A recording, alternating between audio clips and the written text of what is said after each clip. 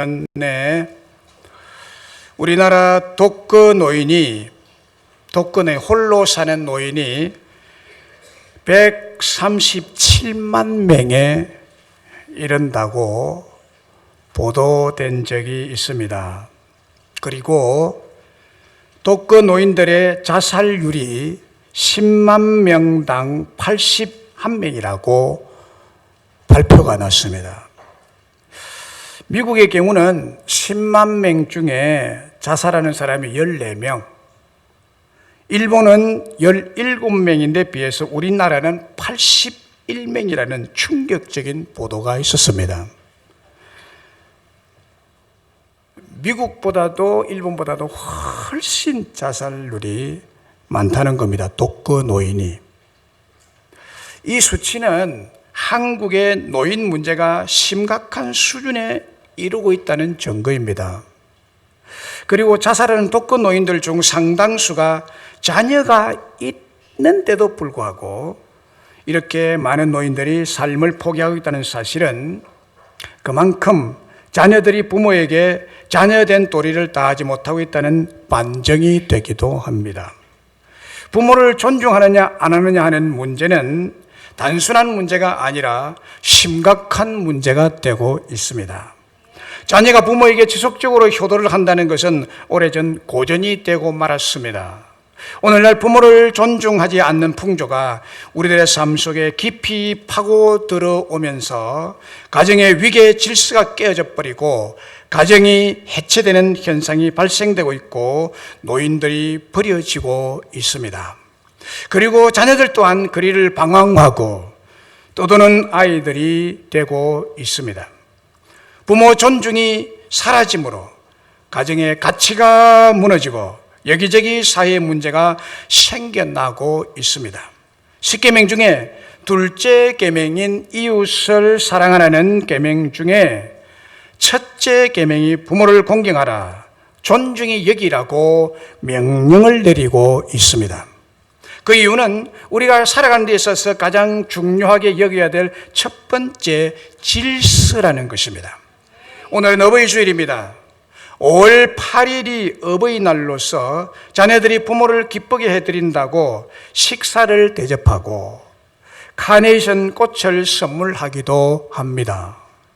이것은 어버이날에 자녀들이 행하는 하나의 문화가 되어버렸고 단회적인 행사에 지나지 않고 있습니다. 사실 자녀들에게 있어서 자기를 낳아 기르고 양육한 부모를 대하는 행위는 어버이날 하루 행사 치레로 밥이나 사드리고 꽃이나 달아드리고 마는 그런 존재가 아닙니다. 왜냐하면 성경에 보면 그 이유를 알 수 있습니다. 오늘 본문에 네 아버지와 어머니를 공경하라, 이것은 약속 있는 첫 계명이라고 명시하고 있기 때문입니다. 그리고 10계명을 말씀하는 출애굽기 20장 12절에도 네 부모를 공경하라, 그리하면 네 하나님 여호와가 네게 준 땅에서 네 생명이 길리라 라는 것입니다. 이것을 반대로 다시 뒤집으면 네 부모를 경멸하는 자는 네 하나님 여호와가 준 땅에서 네가 단명하리라는 말씀이 되기도 하는 것입니다. 우리가 잘 알다시피 부모 공경, 부모 존중은 10계명 중에 5째 계명으로 우리에게 주어졌습니다. 그런데 10계명의 구조를 보면 1계명에서부터 4계명까지는 대신 관계에 있어서 하나님을 믿고 하나님께 영광을 돌리며 하나님을 존중하며 살아야 될 계명이고, 제5계명에서부터 10계명까지 즉 6가지 계명은 이웃과 사람과의 계명으로서 이웃을 사랑하고 존중하며 살아야 될 것을 말씀하고 있습니다. 이 6가지 계명 중에 첫 번째 계명에 해당하는 것이 너희 부모를 공경하라는 계명입니다. 이 계명은 살인하지 말라는 계명보다 앞서 있고 간음, 도둑질, 거짓 증거보다도 앞서고 더 중요한 계명이라는 말씀입니다. 그래서 이것은 약속이 있는 첫 계명이라고 말씀합니다. 이 계명은 이웃과의 관계에 있어서 첫 계명인 동시에 축복의 약속이 붙은 유일한 계명입니다. 특별히 내 아버지와 어머니를 공경하라는 계명에만 축복의 약속이 붙어 있습니다. 이로써 네가 잘되고 땅에서 장수하리라. 부모를 존중한다는 것은 참고사항이나 권고사항이 아니라 반드시, 그리고 일시적이거나 단회적이 아닌 지속적으로 지켜야 할 계명과 명령으로 주어졌습니다. 그러면 부모는 자녀들에게 어떤 존재입니까? 부모는 자녀들에게 어떤 존재냐는 거예요. 오늘 본문에 보면 하나님은 자녀들에게 부모를 축복의 통로로 주셨다고 말씀합니다. 자녀들이 하나님으로부터 직접 축복을 받는 것이 아니라 부모를 통해서 자녀가 복을 받는다고 말씀합니다. 하나님 그렇게 했어요. 자녀는 부모를 통해서 축복받습니다. 부모를 왜 주셨느냐? 자녀가 축복받도록. 여러분들의 축복의 통로는 부모입니다. 자녀들의 모든 축복은 철저하게 부모로부터 온다는 것입니다. 부모는 자녀들에게 축복의 통로다. 2절 3절이 그것을 말합니다. 네 아버지 어머니를 공경하라. 이것은 약속은 첫 계명이니 이로써, 존중함으로써 네가 잘되고 땅에서 장수하게 될 것이라. 부모를 공경함으로써, 부모를 준 이유, 잘되고 장수하는 복의 통로를 주셨다는 거예요. 복의 통로. 출애굽기 20장 12절에도 네 부모를 공경하라. 그리하면 네 하나님 여호와께서 네게 준 땅에서 네 생명이 길리라. 네 생명이 길리라. 부모를 통해서 네 하나님 여호와가 네게 준 땅에서 생명이 길게 사는 장수의 복을 주신다는 계명에서의 약속입니다. 그러니까 제5계명은 자녀들이 땅에서 잘되고 장수하는 축복을 주시기 위해서 주신 계명이라는 거예요. 창세기 26장 2절로 5절에 보면 여호와께서 이삭에게 나타나 이르시되, 하나님이 이삭에게 나타났습니다. 아브라함의 아들 이삭, 100세에 얻은 아들 이삭에게 나타나서 이렇게 말했습니다. 애굽으로 내려가지 말라. 내가 네게 지시하는 땅에서 거주해라. 이 땅에 거류하면 내가 너와 함께 있어 네게 복을 주고 내가 이 모든 땅을 너와 내 자손에게 주리라. 내가 네 아버지 아브라함에게 맹세한 것을 너에게 이루어주겠다. 아버지를 통해서 너에게 복을 주겠다는 얘기예요. 네 자손을 하늘의 별과 같이 번성하게 하면 이 모든 땅을 네 자손에게 주리니 네 자손으로 말미암아 천하 만민이 복을 받으리라. 네 자손에게 복이 내려가리라. 아브라함에게서 이삭, 이삭에게서 야곱, 야곱에게서 야곱의 12지파에게 이 축복이 부모를 통해서 쭉 내려갈 것이라 라고 말씀하는 것입니다. 이는 아브라함이 내 말에 순종하고 내 명령과 내 계명과 내 율례와 내 법도를 지켰음이니라. 이삭 너에게 내가 복을 주는데 그 복은 너의 아버지가 나의 명령과 나의 말에 순종하고 내 계명과 내 율례를 잘 지켰기 때문에 너에게 복을 내리겠다. 너 아버지를 통해서 너에게 복을 내리겠다는 말씀이에요. 그래서 아브라함의 아들 이삭은 그의 아버지 때문에 극한 흉년의 때에도 흉년의 피해를 전혀 받지 않습니다. 오히려 100배의 복을 받게 됩니다. 창세기 26장 12절 14절에 이렇게 말합니다. 이삭이 그 땅에서 농사하여 그 해에 100배나 얻었고, 그 해라는 말은 흉년이 들은 때를 말합니다. 바로 그 해에 온 천지에 흉년이 들어서 온 곡식은 다 들어가는데 이삭의 논밭에만 새파랗게 자라가지고 100배의 수익을 얻었다는 것입니다. 그래서요, 그게 땅에 사는 사람들이 자기들은 흉년의 피해를 받는데 이삭은 흉년의 피해를 안고 오히려 100배의 축복을 받으니까 시기가 나서 이삭을 쫓아내려고 합니다. 창세기 27장 28절 29절에 하나님은 하늘의 이슬과 땅의 기름짐이며 풍성한 곡식과 포도주를 네게 주시기를 원하노라. 만민이 너를 섬기고 열국이 네게 굴복하리니 네가 형제들의 주가 되고 네 어머니의 아들들이 네게 굴복하며 너를 저주하는 자는 저주를 받고 너를 축복하는 자는 복을 받기를 원하노라. 이 축복은요 아버지 이삭이 아들 야곱에게 장자가 받는 축복을 마음껏 최선을 다해 축복한 내용입니다. 아버지의 축복 기도를 받은 야곱은 그대로 거부가 되고 이 축복한 기도 그대로 이스라엘이 되고 이스라엘의 12조상이 되는 위대한 축복을 받게 됩니다. 야곱의 아버지 이삭은 그 아들 야곱이 축복받게 되는 확실한 통로가 되어 준 것입니다. 1984년 미 국무성 교육부에서 미국에서 가장 모범된 가정을 선발을 했는데요. 미국 52주 전 미국에서 가장 모범된 가정 선발했습니다. 그리고 발표를 했는데 놀랍게도 그 가정은 백인 가정도 아니고 미국에 유대인들이 많이 사는데 유대인 가정도 아니고 우리 한국인의 가정이었습니다. 가장 모범된 가정. 1984년도입니다. 바로 고광림, 전혜성 박사 부부의 가정이었습니다.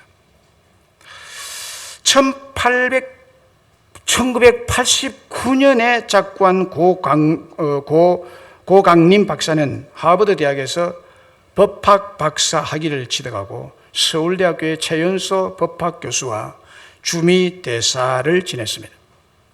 그는 6남매를 두었는데 이 6자녀가 모두 예일대학과 하버드대학과 옥스퍼드 대학을 졸업하는 명문대학을 다 졸업했습니다. 오바마 대통령 때 국무부 법률고문에 그의 삼남 고홍주 씨가 법률고문으로 발탁이 되어 백악관에 들어가게 됩니다. 그때 들어가기 직전에 그는 예일 법대 학장을 지내고 있었습니다. 이어서 하버드대학 공공보건대학원 부학장을 지낸 장남 고경주 씨를 보건부 차관에 임명을 하게 됩니다. 형제가 동시에 미 연방정부 백악관 차관급으로 임명된 것은 미국 정치사상 최초의 일이라고 합니다. 고광림, 전혜성 부부의 자녀 6남매 모두가 부모를 통해서 축복을 받게 된 것인데 그 축복이 선천적으로 머리가 좋다거나 혹은 똑똑해서가 아니라 부모가 자녀들이 축복받는 축복의 통로가 되어주었기 때문입니다. 이 부모는 매일 아침 식사하기 전에 함께 모여 자녀들을 모아놓고 기도하고 예배를 드렸습니다. 그 부모는 매일 아침 전 가족을 모아놓고 하나님께 예배드리고 기도함으로 아침을 시작하고 하루를 마쳤다고 그렇게 기록하고 있습니다. 이렇게 부모의 기도 속에서 그 부모의 기도의 응답으로 그 부모의 보호와 양육으로 미국을 움직이는 큰 인물이 되는 복을 받게 된 것입니다. 2주일 전에 말씀드린 호러스트 카스너 목사님의 딸 메르켈 총리의 축복도 그 부모가 축복의 통로가 됐던 것입니다. 부모가 메르켈 총리가 똑똑해서 정치를 잘해서가 아닙니다. 부모가 축복의 통로가 된 거예요. 창세기 26장 5절의 말씀대로 이는 아브라함이 내 말을 순종하고 내 명령과 내 계명과 내 율례와 내 법도를 지켰기 때문에 이삭 너에게 100배의 복을 준 거라고 말한 것과 꼭 같습니다. 이삭의 아버지 아브라함이 축복의 통로가 된 것처럼 독일 메르켈 총리의 축복의 통로는 그의 부모님이셨습니다. 그렇습니다. 모든 훌륭한 지도자의 축복은 그 앞에 믿음의 부모, 기도하는 어머니가 축복의 통로가 되었다는 것입니다. 미국의 국부라고 불리는 조지 워싱턴도 기도하는 어머니가 축복의 통로가 되었던 것입니다. 미국의 16대 대통령 링컨은 정규 교육인 공교육을 받지 못한 사람입니다. 그런 초등학교밖에 못나 초등학교 3학년 정도밖에 안 됩니다. 그의 어머니가 링컨이 어릴 때 늘 성경을 읽어주고 얘기해주고 성경의 교훈으로 교육한 것이 전부입니다. 오직 성경밖에 없습니다. 그런데 그것이 그의 운명을 바꾸어 놓았습니다. 링컨은 어린 시절 어머니께서 해주신 말씀을 잊지 않으려고 애를 썼으며 늘 기억했습니다. 늘 기억했습니다. 그래서 그는 이렇게 말합니다. 어머니가 일러준 말을 또록또록하게 이야기합니다. 재산이 많은 사람 혹은 존엄한 사람이 되기보다는 성경을 읽는 사람이 되어라. 이거 자기 어머니가 얘기해 준 겁니다. 네가 훌륭한 사람이 되려고 생각하지 마. 너는 성경 읽는 사람이 되라. 그러니까 성경이 그를 대통령 되게 했다는 거예요. 초등학교도 못 나온 사람을. 그리고 링컨의 고백이 또 이렇습니다. 저는 저의 어머니의 기도를 기억합니다. 그 기도가 저의 모든 삶에 빼어들어 있습니다. 현재의 저와 앞으로 될 저의 모습 전부는 천사 같은 제 어머니에게서 물려받은 것입니다. 라고 고백합니다. 그의 어머니가 그에게 축복의 통로가 되었다는 고백입니다. 성 어거스틴도 그의 어머니 모니카의 기도가 축복의 통로가 되었던 것입니다. 17살 때 집을 나간 아들을 위해서 20년을 기다리며 기도했습니다. 결국 어거스틴은 그 어머니의 기도가 축복의 통로가 되어서 방탕한 생활을 회개하고 그의 이름 앞에 세인트 어거스틴, 성 어거스틴이라고 불리우지게 된 것입니다. 찰스 스펄전 목사님은 어릴 때 나의 어머니는 매주일 아이들을 테이블 주위에 모아놓고 성경을 읽어주며 기도해 주었습니다. 어머니의 기도 소리는 내 머리가 백발이 되기까지 잊을 수가 없었습니다 라고 고백하고 있습니다. 주 안에 있는 믿음의 아버지, 경건한 어머니는 자녀들에게 축복의 통로입니다. 부모가 자녀들에게 어떤 존재입니까? 두 번째는 부모는 하나님처럼 변함없이 자녀를 사랑하는 존재입니다. 2절에 내 아버지와 어머니를 공경하라, 이것이 약속 있는 첫 계명이니. 첫 계명이니. 자, 이 2절 속에 하나님이 우리를 얼마나 사랑하는지, 또 부모는 자녀를 사랑하는 존재로 우리에게 주었다는 말씀이 이 속에 들어 있습니다. 들어보십시오. 아버지와 어머니 공경, 곧 존중은 약속 있는 첫 계명이라고 합니다. 첫 계명. 10계명 중에 이웃 사랑의 첫 계명이 부모 존중의 계명으로서 주어진 이유가 무엇인지를 보면 부모가 어떤 존재인지를 알 수가 있습니다. 무엇보다도 10계명은 하나님과 하나님 믿는 그의 친백성들과 맺은 언약입니다. 언약. 10계명은 언약이에요. 율법이 아니에요. 언약입니다. 이 언약은 율법이라는 의미보다도 하나님께서 그분의 친백성들을 너무너무 사랑해서 온갖 얽매이기 쉬운 죄로부터, 온갖 빠져들기 쉬운 유혹으로부터 지켜주고 보호하시고 자유케 하시기 위해서 맺은 사랑의 언약, 사랑의 울타리를 준 것입니다. 사랑의 울타리. 그러므로 계명은 하나님의 사랑을 흘려보내는 사랑의 통로요, 은혜의 통로인 것입니다. 특별히 부모를 공경하지 않으면 방탕으로 나아가고 무질서 속으로 빠져들기 때문에 이 계명으로 사랑하는 자녀를 지키고 보호하려는 하나님의 깊은 사랑이 내재되어 있는 것이 이 계명이고, 하나님이 사랑의 울타리를 쳐서 이 밖으로 나가지 마라 하는 것이 계명인 것입니다. 할렐루야. 밖으로 나가면 죽습니다. 여러분들이 계명에 매 있다고 생각하지 마시고요. 이 계명을 벗어나면 죽습니다. 죽음입니다. 그래서 얼마나 사랑하기에 우리에게 계명을 주셨는가.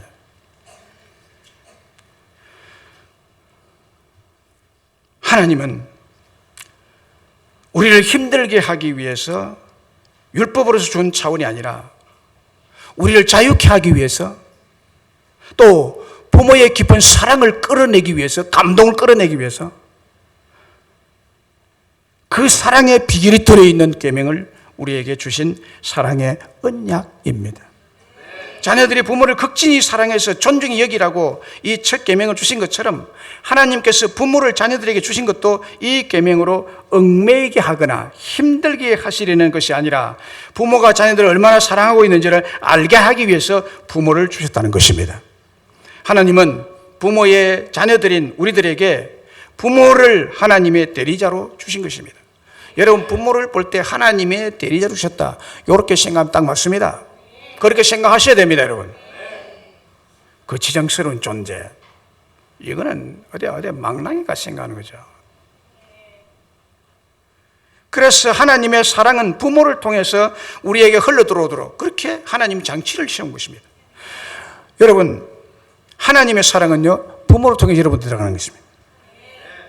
하나님은 절대 직접 안 합니다. 직접 안 하셔요. 여러분, 하나님 사랑받는 것, 하나님 축복받는 것, 교회를 통했습니다.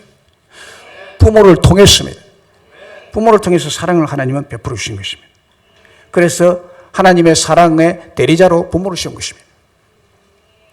스바냐 3장 17절에 하나님의 사랑을 말씀합니다.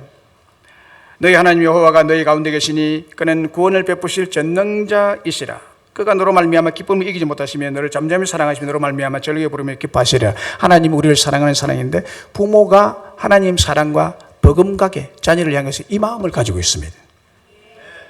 이 마음을 가지고 있습니다. 하나님 우리를 사랑한다는 사랑인데 부모가 여러분 자식을 향해서 이 마음 꼭 이와 같아요. 부모가 자식을 보면요, 너무 좋아서 그 기쁨을 이기지 못합니다. 너무 사랑스러웠어. 자식을 보면. 이런데 대들고 하면 되겠어요? 하나님 사랑이 부모 사랑입니다. 할렐루야. 우리를 사랑하는 존재로 부모를 우리 앞에 준 것입니다.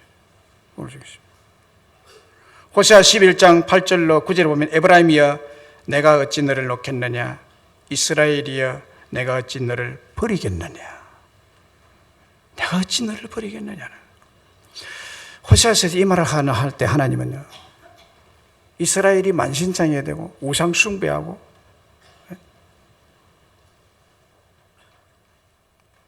남편이 있는 여자가 바깥 바람을 쐬고 방탕하고 서방질하고 돌아다니는, 이렇게 비유하고 있습니다. 그래서 그걸 다시 잡아다 이리 오너라. 그러지 마라. 잡아놓으면 또 나갑니다. 또 서방질합니다. 이리 오너라. 그러지 마라. 그러면서 하신 말씀이 바로 이 말씀에 내 어찌 너를 그냥 놓겠느냐, 내 어찌 너를 버리겠느냐. 우리 하나님의 사랑이 이렇게 끈질긴 사랑이에요.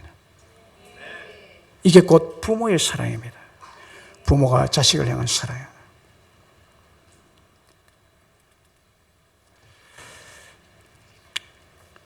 여기에 내 마음이 내 속에서 돌이켜 나의 긍휼이 온전히 불붙는 듯하더라라는 구절을 공동 번역에 보면 이렇게 번역해 놓았습니다.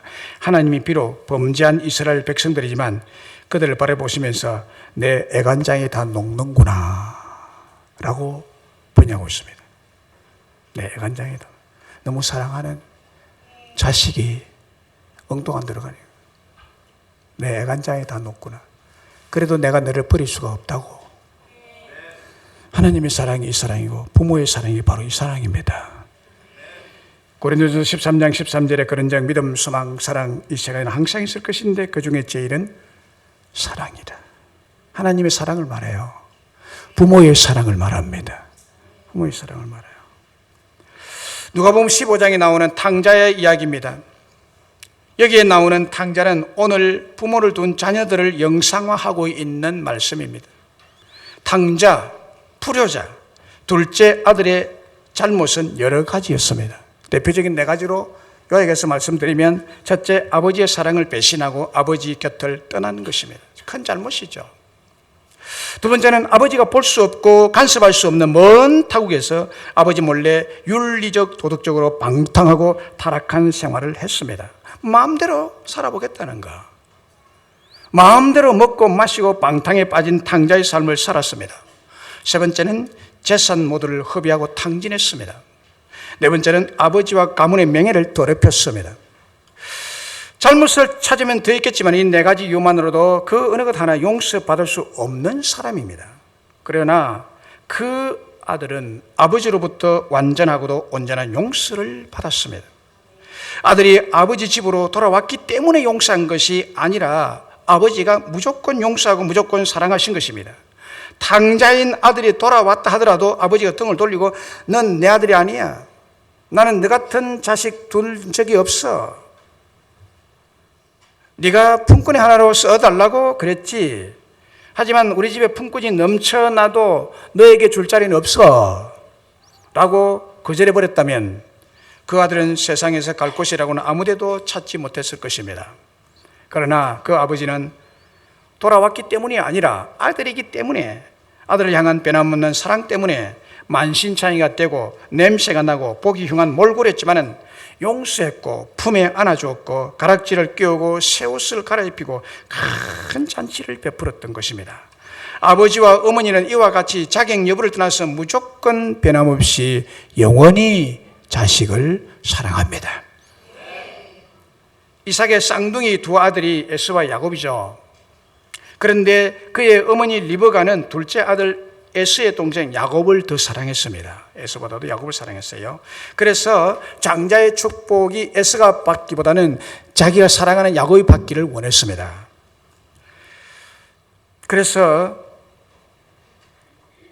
자기가 사랑하는 아들인 쌍둥이지만 에서를 더 사랑하는 그 어머니 리브가가 에서 야곱이 받도록 아버지 이삭에게 들어가라고 했습니다. 네가 들어가서 빨리 받으라고.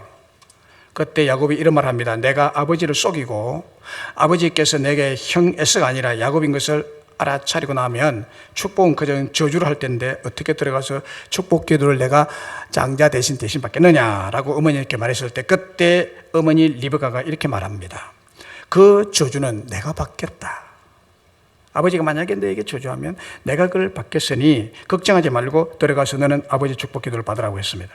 여기 야곱의 어머니 리브가를 보세요. 세상의 모든 어머니의 마음입니다. 이게 부모의 마음이에요. 사랑하는 아들 야곱을 위해서 저주받는 것도 마다하지 않는 마음이 어머니의 깊은 사랑입니다. 할렐루야. 이처럼 부모는 하나님처럼 하나님을 대신해서 변함없이 자녀를 사랑하는 존재입니다. 어머니는 24시간 자녀를 생각합니다. 그러므로 아버지는 자녀를 끝까지 믿고 응원해 줍니다. 부모가 자녀를 향한 사랑의 마음은 자녀를 위해 어떠한 희생과 고통도 이겨내고 참아내고 헌신적입니다. 오히려 이것을 자식 사랑이라고 생각하며 기쁨으로 감당해냅니다. 영유아 때는 기저귀 갈아채우고 초등학교 때는 학교생활 뒷바라지 하느라 정신이 없고 고3 대학 입시 때가 되면 기도로 차 태워서 전문 학원으로 같이 하며 잠도 같이 못 자는 헌신과 희생을 다 하게 됩니다. 이게 다 뭡니까? 부모의 자녀 사랑입니다. 세상에 존재하는 많은 생명체 가운데 가장 약하고 보잘것없는 존재가 바로 사람일 것입니다. 모든 생물의 새끼들은 여러분 보세요. 태어나서 한두 시간이면 벌떡 일어납니다. 2시간밖에 안 걸립니다. 일어나는데 2시간밖에 안 걸려요. 저는 농촌에서 돼지 새끼, 소 새끼, 염소 새끼 낳는 거 많이 봤습니다. 우리 집에는 뭐 소, 돼지, 염소 이걸 많이 키웠거든요. 집도 큰 집이고 큰 귀하집이고 대걸 같은 집이었습니다. 그 뭐 칸도 많으니까 염소마구, 소마구, 돼지마구 뭐 이렇게 돼지 새끼 줄줄이 나옵니다. 한 14명 나옵니다. 그러면요 한두 시간 딱 이거 닦아주면요 그 자리에서 벌떡 털거리 납니다. 소새끼 나오면요 송아지 딱 이게 소가 서서 놓거든요. 누워서 안 나와요. 서서 나면 뚝 떨어져요. 그러면 소가 이제 새끼 놓으려면 딱 준비를 하고 있습니다. 그래서 딱 떨어지는 거 봤습니다. 바다가 딱 이렇게 뭘 이렇게 묻은 거 이렇게 닦아주면요 한두 시간 되면 벌떡 일어납니다. 일주일, 2주일 지나면 뜁니다. 송아지가 얼마나 뛰는지 힘이 되는지. 여러분 사람이 걷는데 몇 년 걸립니까? 1년, 2년 걸립니다. 1, 2년 걸려요. 짐승은요, 위험한 존재가 딱 나타나면요, 이거는 1년 지나면요, 얼마나 재빠르게 피하고 확 도망을 치는지 모릅니다. 사람은요, 5년, 6년 지나도 위험을 감지도 못할 뿐만 아니라 피할 수 없습니다. 고스란히 당합니다.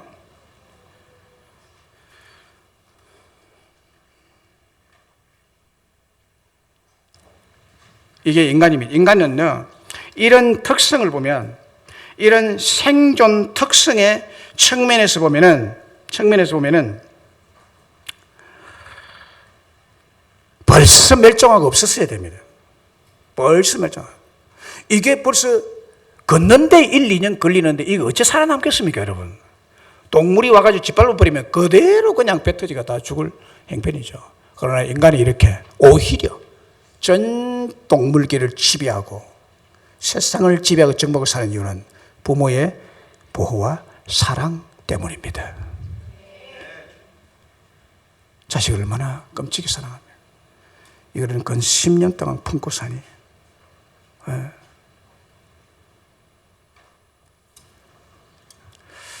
이런 얘기가 있습니다. 하루는 하나님께서 천사 3명을 불러서 너희가 땅에 내려가서 가장 아름다운 것 한 가지씩을 가지고 오너라. 가장 아름다운 것을 가지고 오너라고 명령했습니다.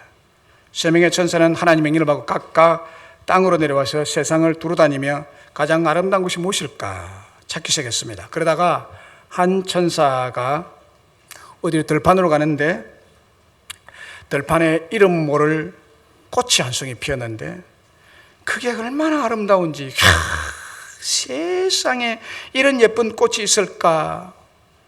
이것이야말로 하나님이 창조하신 것 중에 가장 아름다운 것이로구나 라고 해서 그 꽃을 꺾어 하나님께로 가지고 왔습니다.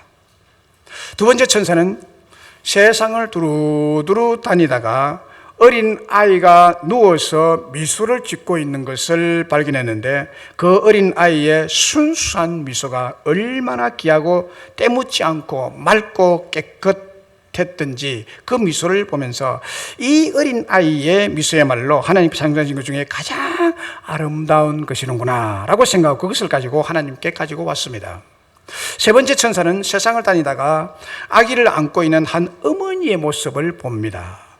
안고 있는 사랑하는 자기 아이를 내려다보는 어머니의 미소가 얼마나 아름답던지 그 어머니의 미소가 가장 아름다운 것으로 생각되어 그것을 가지고 하나님 앞에 갔습니다. 하나님께서 각각 가져온 것을 받아가지고 현재는 전부 다 아름다웠는데 이것을 10년 후에 다시 한번 보겠다. 그래서 꽃송이, 또 아이의 천진난만한 미소, 그 다음에 엄마가 안고 있는 아기, 엄마의 그 아기를 향한 사랑의 미소, 이것을 10년 후에 다시 보았습니다. 10년 후에 다시 보니까 첫 번째 천사 가져왔던 아름다운 꽃은 얼마 가지 않아서 쪼글쪼글 시들어서 새까맣게 타더니 볼품없고 흉한 꼴이 돼서 없어져 버렸습니다.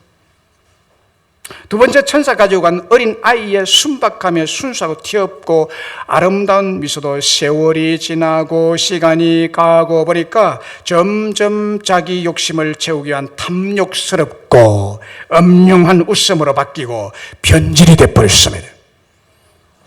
그러나 세 번째 천사가 선택한 자녀를 품에 안고 바라보며 미소를 짓던 어머니의 미소는 10년이 가도 20년이 가도 오히려 시간이 갈수록 더욱 변하지 않고 더욱 아름다워져 갔다라는 얘기입니다.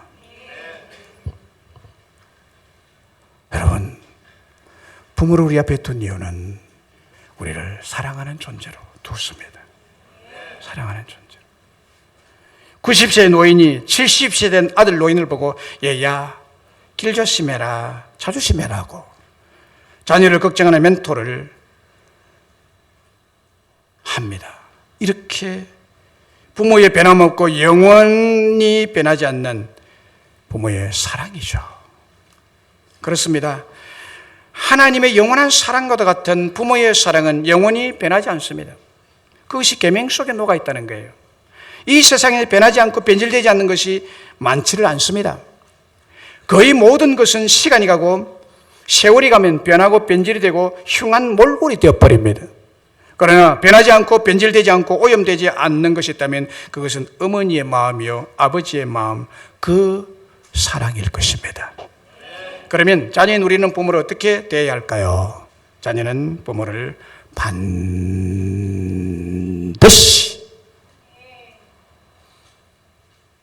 존중해야 합니다. 1절 2절에 자녀들아 주 안에서 너희 부모에게 순종하라 이것이 옳으니라. 네 아버지 어머니를 공경하라 이것은 약속 있는 첫 계명이다. 여기 공경하라는 말은 구약 출애굽기 20장 12절에 보면 내 부모를 공경하라라는 말과 꼭 같이 쓰고 있습니다. 구약 히브리 원어는 카바드라는 단어인데 이것은 참 무겁다, 존경하다, 영화롭다, 존귀하다는 뜻입니다. 그리고 신약에서 오늘 본문의 공경이라는 말은 티마오. 티미는 명사, 티마오는 존경하다, 경의를 표하다, 선물을 주다. 부모는 왕과 같은 건세자에게 영예를 표하다라는 뜻입니다. 현재 헬라어를 사용하고 있는 그리스 나라 국민들은요, 이 티마, 공경, 존중이라는 단어가 딱 나오면요, 어떻게 받아들인가 하면 검처럼 귀중하고 중요한 것이라고 그렇게 받아들이는 단어입니다. 그리고 중요한 의미는 공경했으면 좋겠다, 존중이 여기면 어떻겠니? 라는 권유의 형태가 아니라 명령으로, 그리고 10계명 중에 5계명으로 이웃에 대한 첫 계명으로 주셨다는 것입니다. 이 의미가 대단히 중요합니다, 여러분. 그리고 공경받고 존경해야 할 부모의 조건은 전혀 없습니다. 전혀 없습니다. 성격이 좋아야 되고 성격이 천사 같아 존중한다, 개팍하면 존중 안 한다, 이게 아닙니다. 너희 부모가 온순하면 존중해라, 개팍하면 멸시해라, 이런 조건이 없습니다. 대학 졸업자라야 존중한다, 없습니다.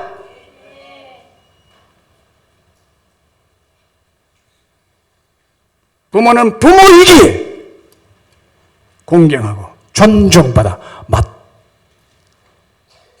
마땅하다는 것. 자녀가 부모를 공경하고 존중하는 태도는 무겁게 신중하게 예의를 갖추어서 왕과 권세자에게 영예를 표현하듯이 행동해야 되는 것을 말합니다. 이거 존중입니다. 사무엘상 2장 30절에 그러므로 이스라엘의 하나님 나 여호와가 말하노라, 내가 전에 네 집과 네 조상의 집이 내 앞에서 영원히 행하려 하였으나 이제 나는 말하오니 결단 그렇게 하잖아. 엘리 제사장이 하는 말입니다. 엘리 제사장이 내가 전에는 너희 집에 영원히 제사장이 쭉 되게 할 거다, 대대로. 그럼 이제는 아니야. 왜냐하면 네가 나를 경멸했기 때문에 너를 저주하겠다는 얘기입니다. 그래서 하는 말이 나를 존중히 여기는 자를 내가 존중히 여기고 나를 멸시하는 자를 내가 경멸하리라. 이 경멸은 저주입니다.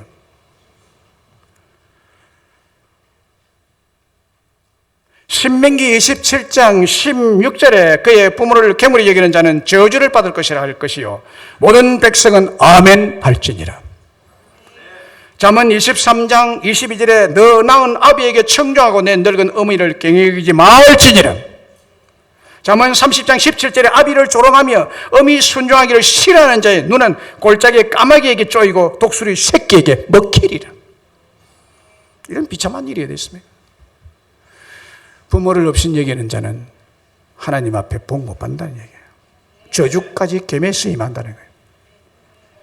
안타깝게도 오늘날 많은 젊은이들이 자기 부모를 너무 함부로 대합니다. 부모가 오늘 세대에 맞지 않고 뒤떨어지고 무지하고 무식하다는 여기면서 부모의 지시를 노골적으로 무시하고 경미히 여기는 자식들이 많습니다. 신명기 27장 16절에 부모를 경홀히 여기는 자는 저주를 받을 것이라는 말씀이 얼마나 강렬한 말씀인지 깨달으셔야 됩니다. 부모를 무시하는 자식은 저주를 받는다고 했는데 실제로 나타내는 증거는 그 자식이 사람들 앞에서 모욕거리가 되고 수치스러운 병에 걸리게 되고 행동하지 못하고 행복한 삶이 되지 못한다는 의미인 것입니다. 저는 봅니다. 부모를 없인 여기는 자, 부모의 말을 청종하지 않는 자는 복 못 받더라고요. 창세기 9장 20절에 보면 노아 세 아들들 간에 일어난 사건을 다루고 있습니다. 부모를 존중히 여긴 자녀와 부모를 경밀히 여긴 자녀의 결과가 어떻게 나타나는지를 보면 알 수 있습니다. 홍수 후에 노아는 농사를 지었습니다. 포도 농사가 그에 얼마나 잘 됐는지 하루는 포도주를 너무 과하게 마셨던지 술에 취하게 됐습니다. 잠이 쏟아져서 자면서 자기도 모르게 옷을 모조리 벗고 깊은 잠에 빠져듭니다. 노아의 실수에 허물이 드러나게 된 것이죠.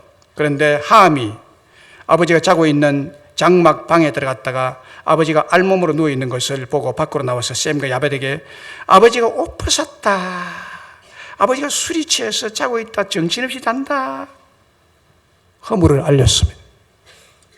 그 이야기를 들은 샘과 야벳은 전혀 반응을 다르게 보입니다. 그들은 아버지의 옷을 집어들고 아버지 장막 안으로 뒷걸음을 쳐들어갑니다. 뒷걸음을. 허물을 안 보겠다는 얘기예요. 부모의 허물을, 아버지의 허물을 안 보겠다는 얘기예요. 그리고는 아버지의 알몸을 정성껏 덮어주고 나옵니다. 아버지의 수치와 허물과 실수를 보지 않으려고 했던 샘과 야벳. 그리고 나와서 그 사실을 아무에게도 말하지 않습니다. 노아가 술이 깨어서 일어나서 함이 행한 일을 알게 됐습니다. 그리고 이렇게 노아가 선포합니다. 창세기 9장 24절 27절 노아가 술이 깨어 그의 작은 아들이 자기에게 행한 일을 알고 이에 이르되 가나안은 저주를 받아, 가나안은 함입니다. 가나안은 저주를 받아 그의 형제의 종의 셈의 종이 되기를 원하노라 하고, 또 이르되 셈의 하나님 여호와를 찬송하리로다. 가나안은 셈의 종이 되고 하나님이 야벳을 장대하게 하사 셈의 장막에 거하게 하시고 가나안은 그의 종이 되게 하시기를 원하노라. 가나안이 누굽니까? 오늘날 흑인입니다. 흑인 선조가 함입니다. 노아에게 저주를 받던 이 현상이, 여러분, 흑인들이 이 세상에서 그야말로 짐승같이 끌려다니고, 루츠라는 영화를 보면요, 비참하게 그지없습니다. 왜 그래 됐느냐? 그 아버지로부터 저주를 받았기 때문에. 아버지를 경밀히 여긴, 아버지를 업신여긴, 아버지를 허물을 들춰낸. 엘리야는 엘리사의 스승입니다. 그런데 엘리사는 그 스승을 향하여 뭐라고 그러냐면 내 아버지요. 내 아버지요. 함은 이 아버지를 업신여기고 경밀히 여기기 때문에, 조롱거리로 여기기 때문에 자기의 삶과 후손에게까지 저주의 저주를 불려드린 것입니다. 아버지의 상태를 말한 함이 거짓말한 것이 아닙니다. 사실입니다. 옷 벗은 거 사실이잖아요. 없는 거 꾸며낸 거 아닙니다. 없는 거 꾸며내서 잘못이 아니고, 없는 거 꾸며냈다고 저주 내린 것이 아닙니다. 사실을 이야기한 거예요. 그러나 그 사실이 허물이었어요. 이것은 왜 그랬느냐? 마음속에 아버지를 업신여기고 멸시하는 태도를 봤기 때문에. 그래서 하나님은 그를 저주하는 것입니다. 효자와 불효자의 차이가 무엇이 아십니까? 효자는 부모님 살아신 전에 많이 우는 사람이고, 불효자는 부모님이 돌아가신 다음에 무덤가에 가서 많이 우는 사람입니다. 2006년 미식 축구 결승 슈퍼볼 MVP를 받은 미식 축구 선수 하인스 워드. 한국 언론에 큰 격찬을 받게 되고 칭찬을 받게 되는데, 그 이유는 그의 어머니가 한국 사람이기 때문입니다. 하인스 워드 선수는 호넬라로 태어났습니다. 자기 아버지가 미군으로 한국에 주둔하다가 이 여인을 만나서 아기 빼놓고 가버립니다. 미국 본국으로 떠나가 버립니다. 이 하인스 워드의 어머니는 아기를 뺀 상태에서 자기 남편 찾으러 미국에 정취업시켜서 들어갑니다. 무조건 들어가요. 찾을 길이 없어요. 홀로 삽니다. 미국에서 아기를 낳습니다. 하인스 워드. 이 하인스 워드 선수는 어디를 가든지 누구를 만나든 자기 어머니를 최고로 존중하고 자랑합니다. 그는 그의 어머니에 대해서 이렇게 고백합니다. 나의 어머니는 나에게 있어서 모든 것입니다. 어머니, 당신이 오늘 나를 만들었습니다. 어머니는 나의 자랑이요 나의 기쁨입니다. 내가 그라운드에서 힘차게 용감하게 뛰는 것은 어머니 때문이고 어머니를 위해서입니다. 나는 어머니에게서 정직과 사랑과 믿음과 소망 등 모든 가치를 배웠습니다. 어머니는 나의 축복의 통로였습니다. 미국인 아버지로부터 버림을 받았지만 그 어머니를 존중한 하인스 워드는 미식 축구계에 존중받는 인물이 되었던 것입니다. 독실한 크리스천이었던 그의 어머니 김영희 집사님은 영어도 잘 못했습니다. 얼굴도 호박같이 생겼습니다. 가진 것도 없습니다. 미군에게 버림받았습니다. 식당에서 접시 닦고 호텔에서 청소부로 하루 16시간을 동분서주하며 피곤하게 일하고 집에 오면 반드시 기도로 하루를 마무리하고 아침에 일어나면 새벽 기도에 나가서 눈물로 하나님께 하루를 맡기고 아들을 맡기고 모든 일을 맡기고 시작했습니다.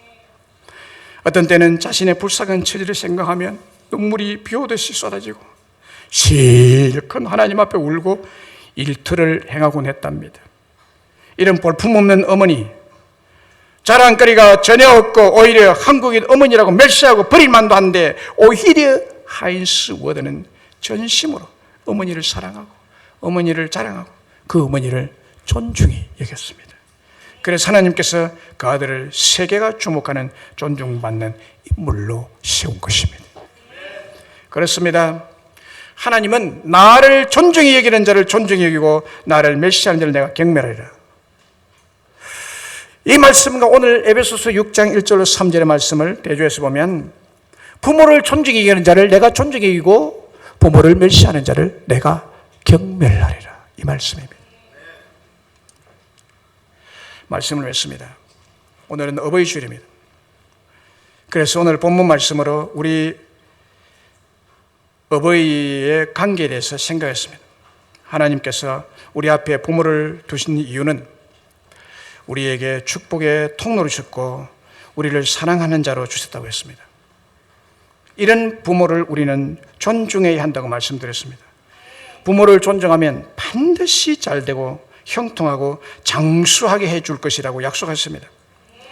이제 우리가 부모님을 이 말씀대로 공경하고 존중해주고 지금까지 그렇게 해왔다면 형통의 축복을 믿으셔야 됩니다. 믿으셔야 됩니다.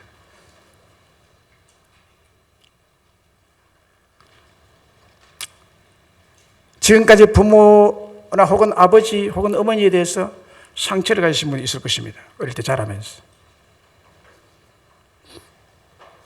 그렇다고 아버지나 어머니를 외면한 자녀가 있으면 생각을 돌이키세요. 그게 아닙니다. 여러분이 절대 잘 될 수 없습니다. 절대 잘 될 수 없습니다. 절대로 장수할 수 없습니다. 두 가지를 이야기합니다. 부모를 존중해 이런 자는 잘되고 장수하리라. 두 가지 약속입니다. 저는 이 말씀을 준비하면서 가슴이 뭉클해지는 대목이 바로 이 대목이었습니다. 아하, 부모 공경하고 존중이면 잘되구나. 주여, 내가 부모 공경했습니다. 잘 될 줄로 믿습니다. 선포하시기 바랍니다. 잘 될 줄로 믿습니다. 부도는 떠나가게 될 줄로 믿습니다. 공피는 떠나가게 될 줄로 믿습니다. 저승은 떠나가게 될 줄로 믿습니다. 병에 걸렸습니까? 부모 존중하세요. 질병이 떠날 겁니다. 왜냐하면 장수의 약속을 했기 때문에. 장수의 약속을 했기 때문에. 질병을 다시 보세요. 질병을 다시 보십시오. 장수와 연결된 것이 질병입니다. 우리의 생명을 끊어놓는 것이 질병입니다. 부모를 존중해 이런 자는 잘되고 땅에서 장수하리라. 이 장수한다는 것은 병이 없게 하고 건강하게 오래오래 행복하게 살도록 하겠다는 거예요. 그게 어디서 오느냐? 여러분 건강하기를 원합니까? 음식 가려 먹는다고 되는 게 아닙니다. 부모 존중했습니다. 성경은 그렇게 말합니다. 네가 건강하고 싶으냐? 부모 존중해라. 질병이 들었습니까? 부모 존중하겠다고 오늘 결단하시고 회개하시고 그러므로 이 질병은 떠날지어다라고 주님이 약속하셨으니까 떠날지어다라고 이 질병의 벽을 향하여 선포하시기 바랍니다. 잠언 18장 21절에 이렇게 말합니다. 죽고 사는 것이 혀의 힘에 달리나니 혀를 쓰기를 좋아하는 자는 혀의 열매를 먹으리라. 이런 긍정적인 것을 선포하세요. 혀로서.